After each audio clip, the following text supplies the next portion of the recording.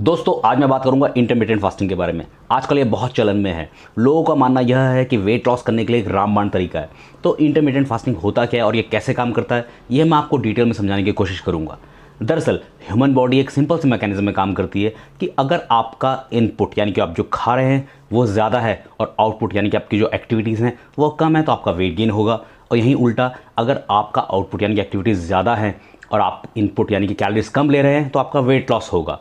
तो सपोज़ अगर एक आदमी है, उसकी मेंटेनेंस कैलोरी 2000 कैलोरी है और वो 500 की 4 डाइट खाता है, और जब वो इंटरमिटेंट फास्टिंग करता है तो वो केवल 2 ही डाइट खा रहा है, तो यहाँ पर उसकी जो स्टमक की कैपेसिटी है वो 500 से बढ़कर थोड़ी सी 600-700 हो जाएगी। तो सपोज़ वो 700 की भी 2 मील लेता है एक दिन में, तो टोटल मिला के कितना ले रहा है, 1400 कैलोरीज, जहाँ पहले वो ले रहा था 2000 कैलोरी।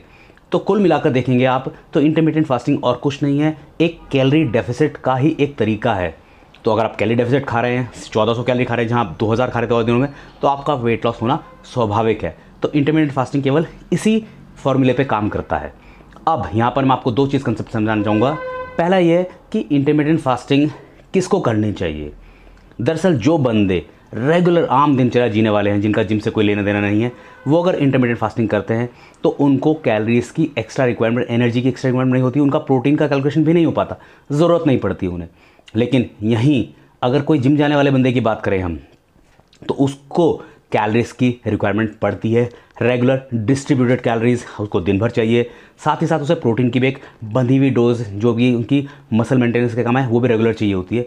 तो यहाँ पर आप समझ रहे होंगे कि जो एक नॉन गोवर है जिम के, वो अगर इंटरमिटेंट फास्टिंग करे तो उसका रिजल्ट ठीक आएगा। उसको जो वेट लॉस हो रहा है उसका, वो फैट लॉस हो रहा है, चाहे मसल लॉस हो रहा है, कुछ भी हो रहा है, उसको वेट स्केल पे मेजर कर रहा है, देख रहा है। यहीं एक जिम जाने वाले बंदे का कंसर्न मसल सेविंग भी साथ साथ होता है, तो उसको इंटरमिटेंट फास्टिंग मैं कभी भी रिकमेंड नहीं करूँगा।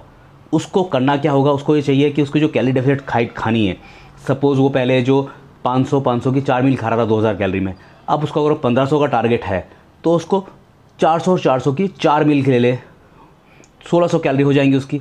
तो इस प्रकार वो अपनी कैलोरी डेफिसिट डाइट कर सकता है, जो काम दोनों सेम ही करेगी। लेकिन कैलोरी डेफिसिट डाइट में क्या होगा, उसकी मसल सेफ रहेगी, उसकी मसल को प्रोटीन रिक्वायरमेंट मिलता रहेगा रेगुलरली। तो ये आप बात ध्यान में रखें, तो इसी हिसाब से अपनी इंटरमिटेंट फास्टिंग प्लान करें। Thank you.